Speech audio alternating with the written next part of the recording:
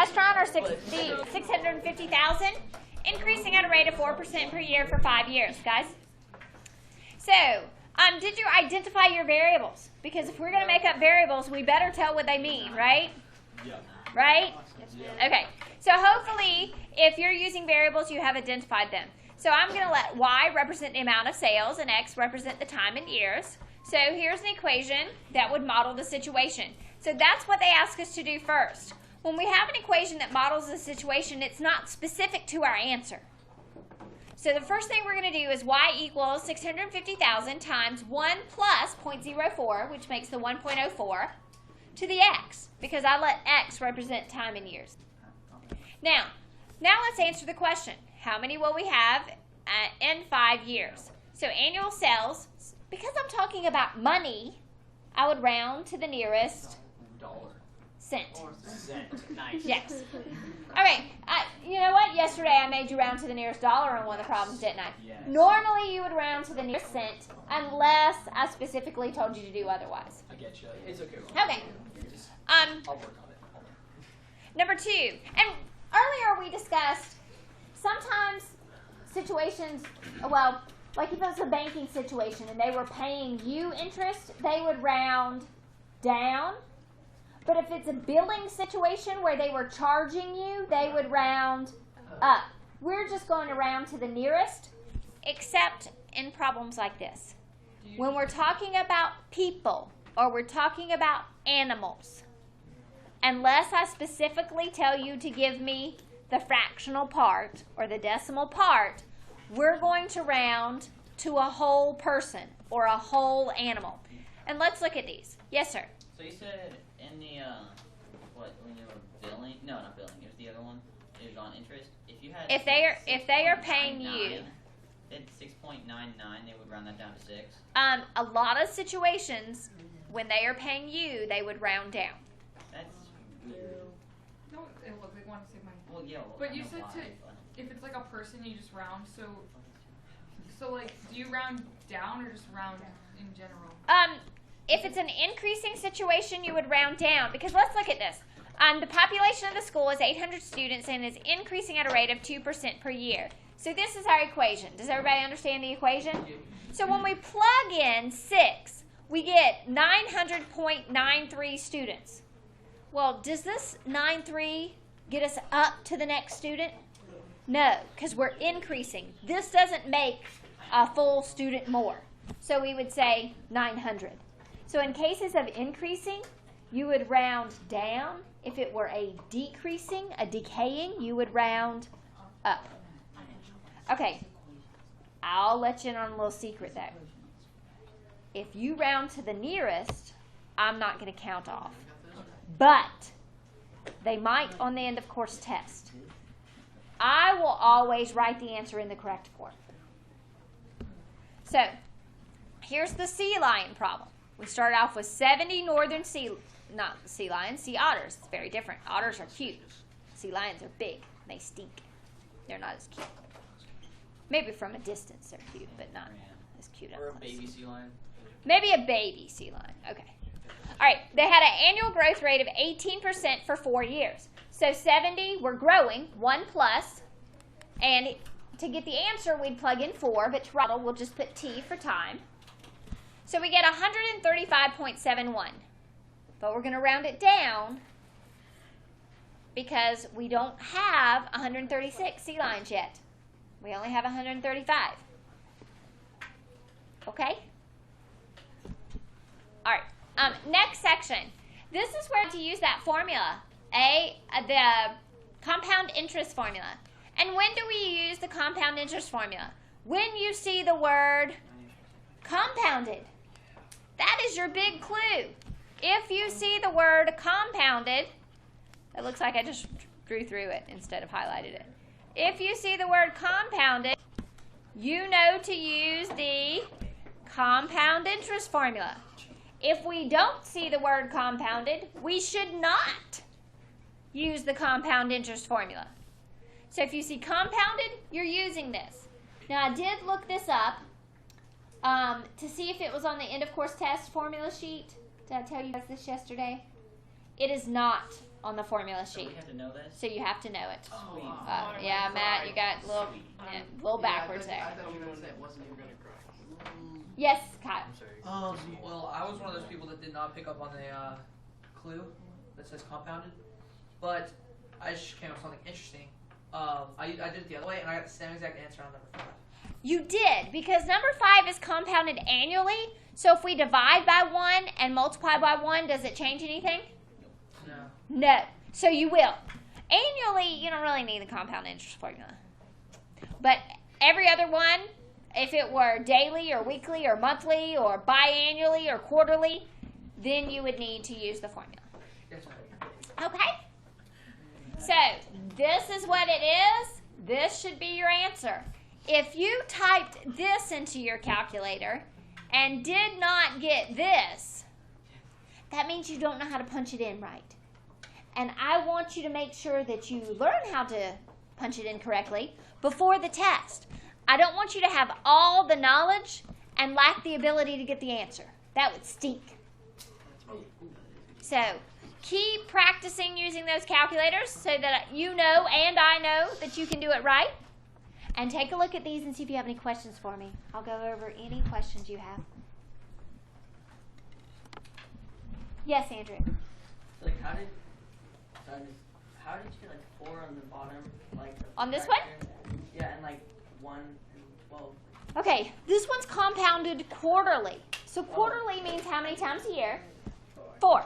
So that's where the 4 here and here come from. Is that your question, Shelby? Yes, ma'am. Oh, awesome.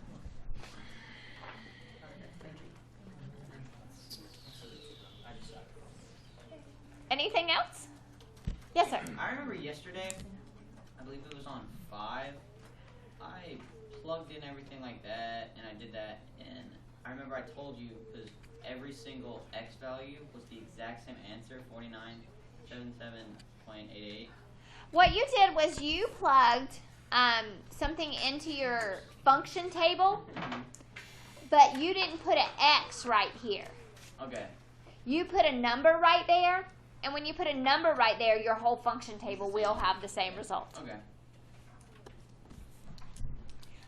I would use the function table if they were asking us to give it for several years. Like if you had to complete a table and graph it, I would use the function table. Otherwise, I'd just punch this straight into the regular field. Okay, questions?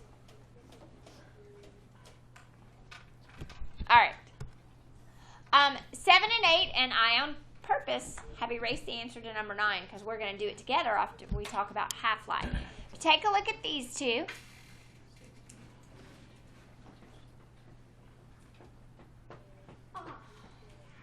See if you have questions. I was 1 off on number 7. Yeah, I didn't round that. That's population of a town, so once again we're talking about people. Now, I won't say it's completely wrong, because sometimes we do give statistics and give it as a decimal, and I understand that that doesn't mean part of a person, Yeah.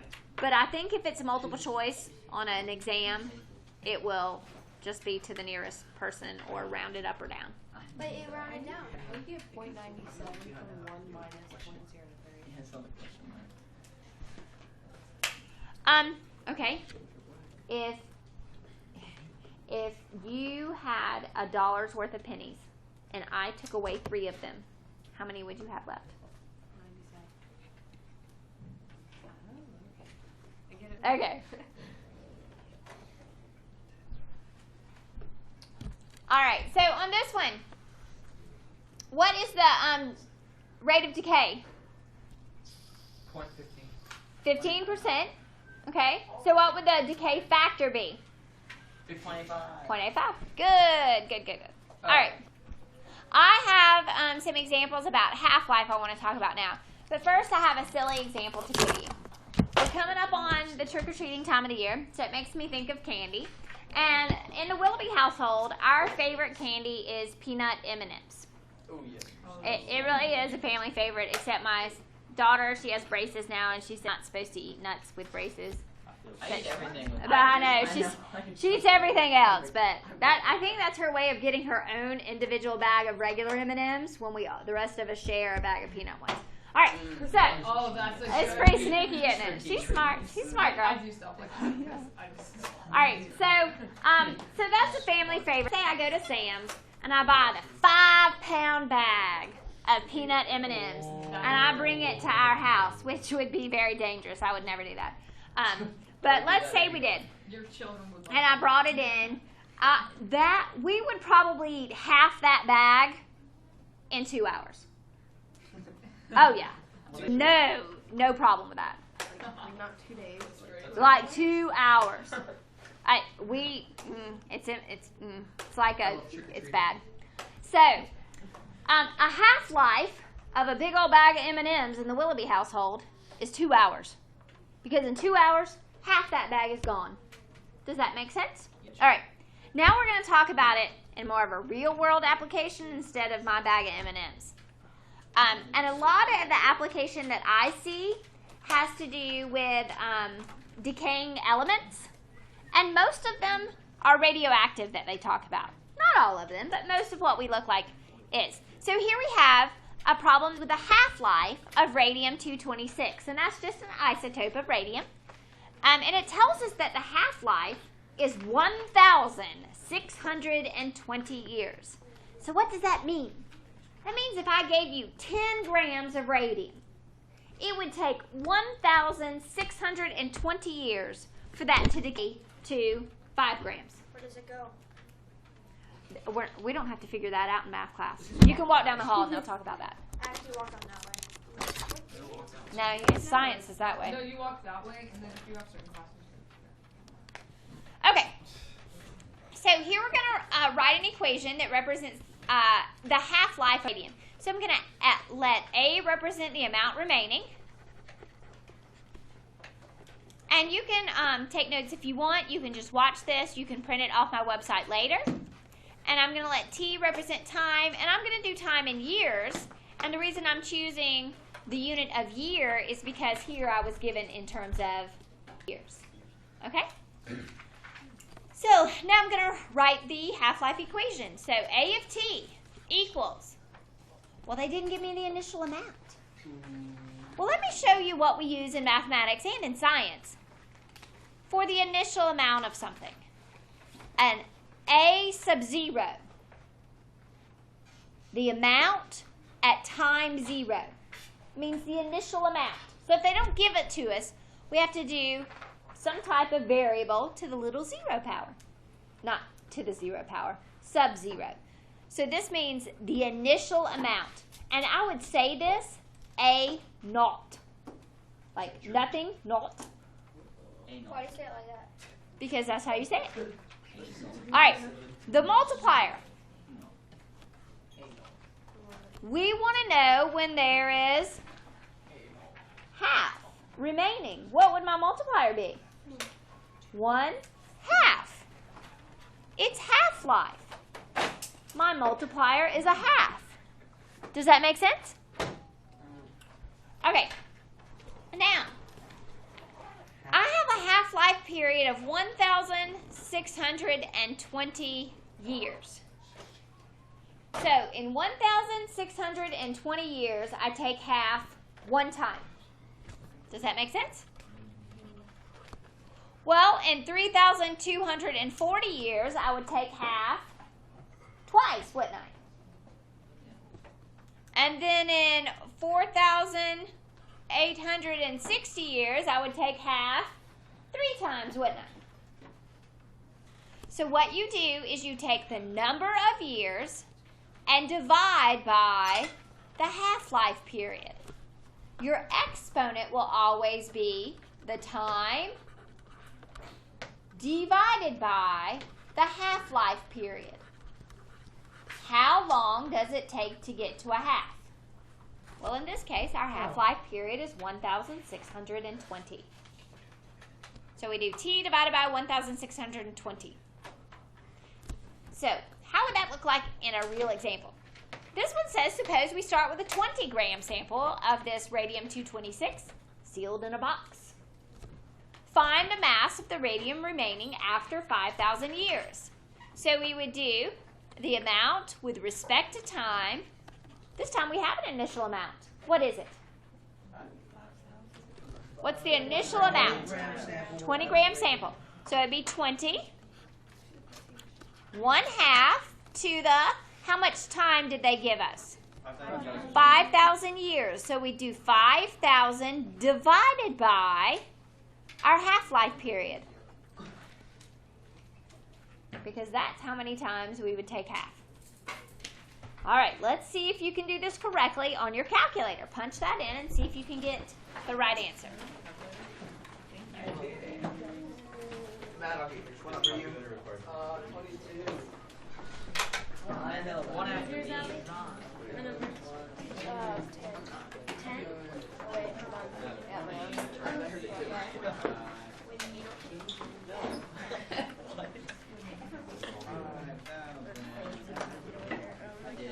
I have my own. I got it. Your back catch. Don't see. That's why I don't throw things because people always try to step in and they make things break.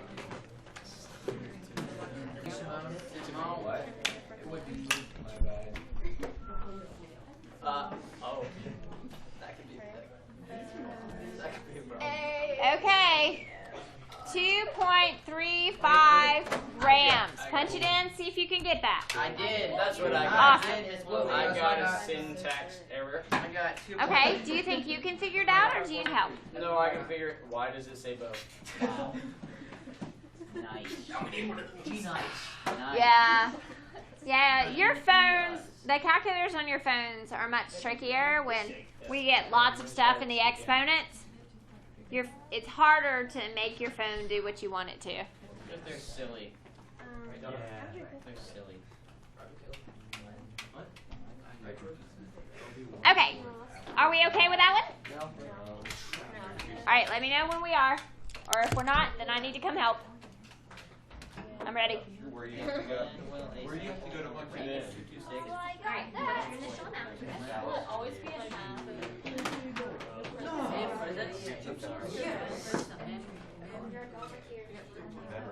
Okay, now I got it. I didn't do that. The initial amount is 20. On and clear. And then we Why are you so gotta do the 1/2. Doesn't work. 2.35. Yep. 4643. Raised to that. Okay, 5,000 divided by. What I did is I did 1/2 divided by. I mean 1/2 times 500 divided by 1620 equals. It's the X to the boss button. I kind of just. Okay, I got it. 500 D is 10,000. Yeah. D is never 10,000. Yeah. We did the same thing. Well, Junior, well, This is our first weekend off. what are you learning about?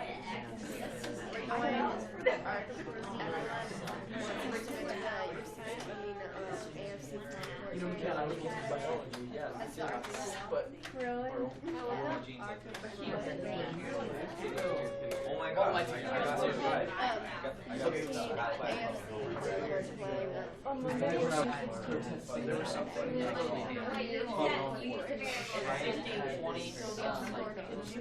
How many years? 1 gram? What are you gonna be playing against Anna?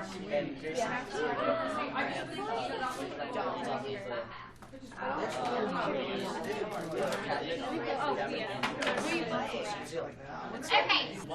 Now, C asks us, when will a sample of radium-226 be 1/4 the original mass? 1/4 the original mass. So, we could go and use the example here where we started out, 20?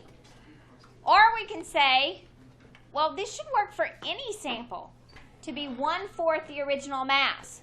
So I could say the original mass was 1, couldn't I?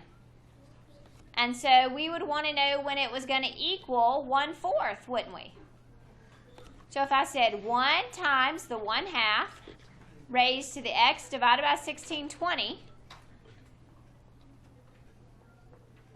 How could I solve that? You have to equal the bases. Okay, I saw some question marks. So let's go back up to this problem right here then. This one gave us a 20-gram sample. So 1/4 of 20? 5? So let's say we started out just with that one. When will it get to 1/4? Well, to solve it, if there's a coefficient out here, the first thing you would have to do is to divide by that coefficient. And see, when I divide by the coefficient, what I get is 1/4 is equal to 1/2 to the x divided by 1620. So I get the same thing. All right, what's a common base for 1/4 and 1/2? 2. So 1/4 is 2 to what power? 2 to the negative second. 1/2 is 2 to what power? 2 to the negative first. So I'm going to go this way with it because I got a little extra room right here. So I get negative 2 is equal to negative 1 times this just makes it negative x over 1620.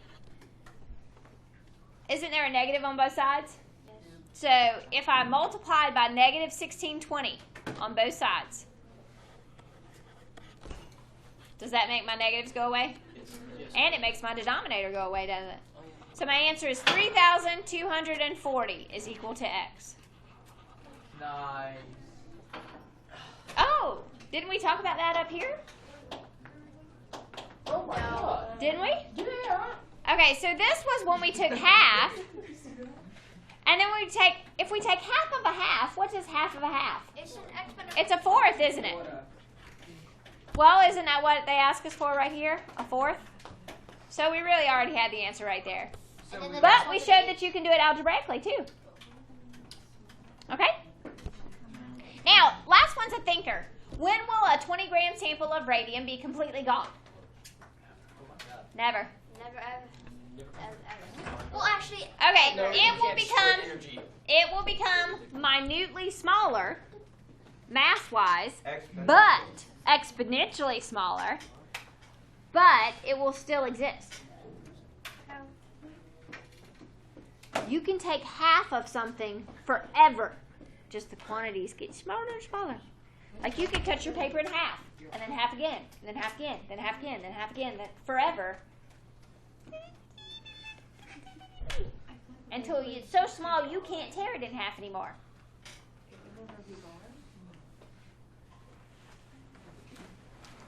All right, yes, sir.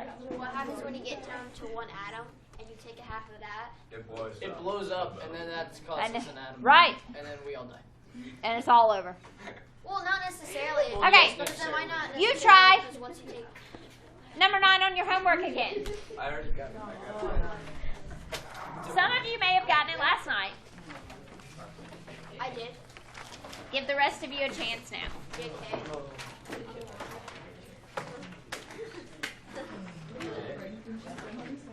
Go ahead and open your workbook to page 285 because we're about to do 286 for some more class examples.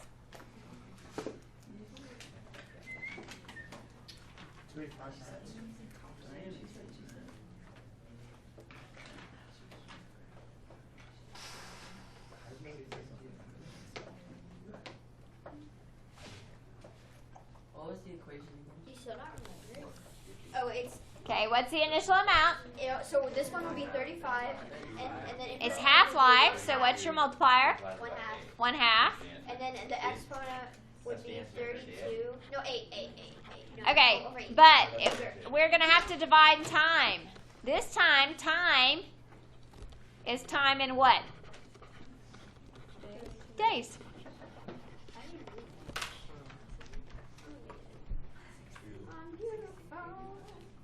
No, it's He's beautiful. Do you know that? I heard. It's true. It's true. Thank you. It's a song. I told you it was a song. You didn't know it was a song? No, I changed the I. No, there is a song. That's right, Adam. No, because the song's actually beautiful. Y'all beautiful. I know there's also a song that sings I'm beautiful. Well, we do for every song. Actually, no. I was kidding. Yeah, I heard that one.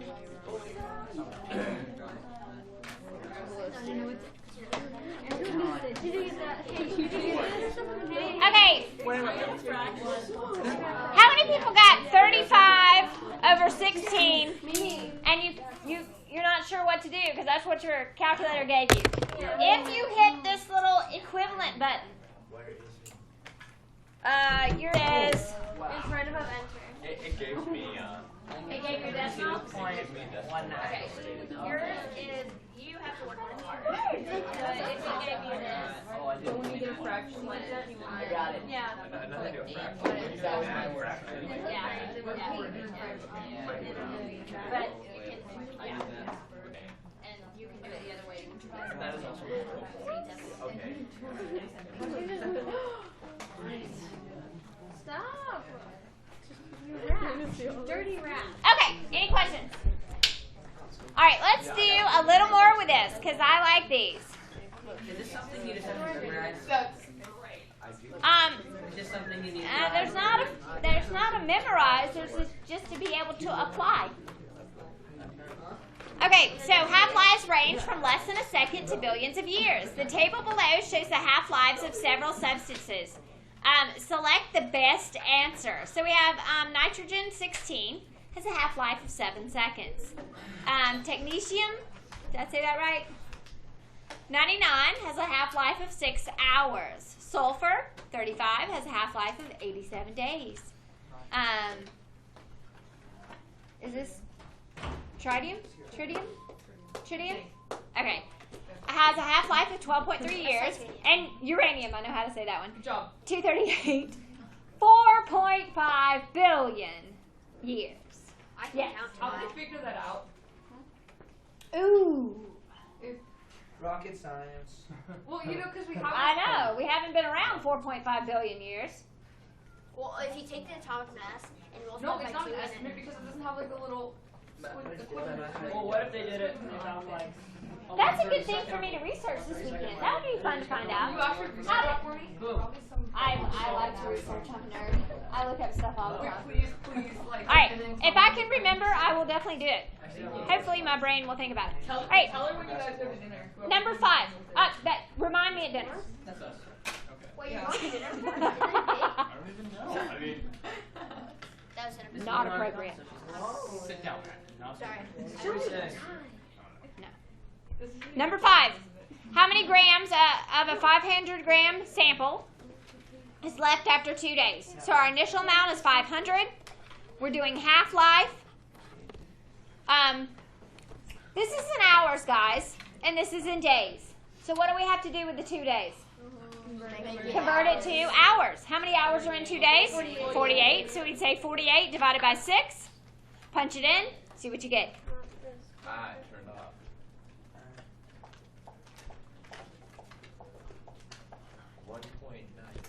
Yes. Simon is correct. Are the rest of you correct also? You got what? 125 over 64. Press equivalent. That's right. That's right. Yeah, press the equivalent button. What'd you get, Evan? Okay, number 6. Oh, I got a syntax error. Which equation can be used to find of a 50-gram sample of nitrogen is left after 7 minutes?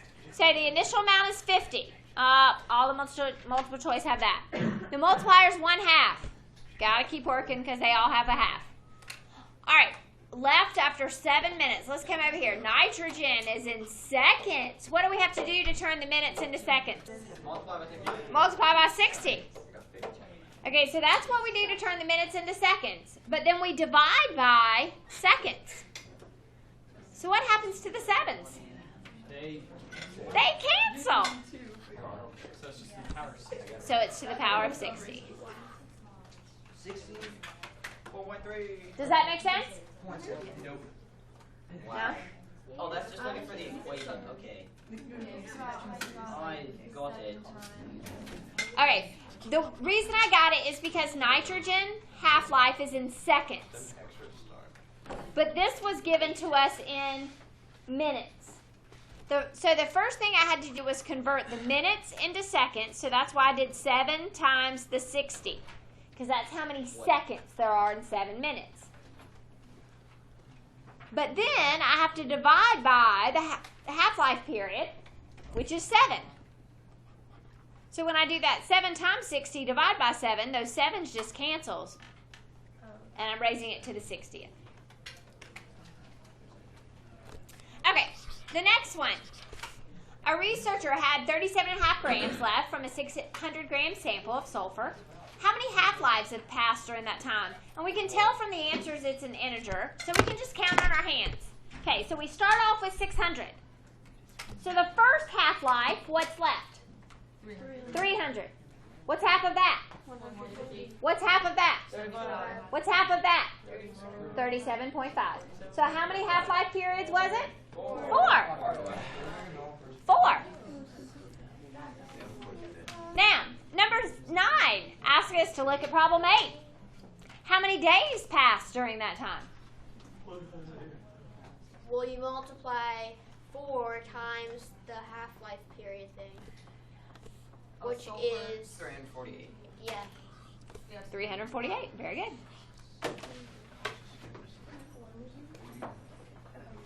Okay, questions? 4. All right. I have a woo.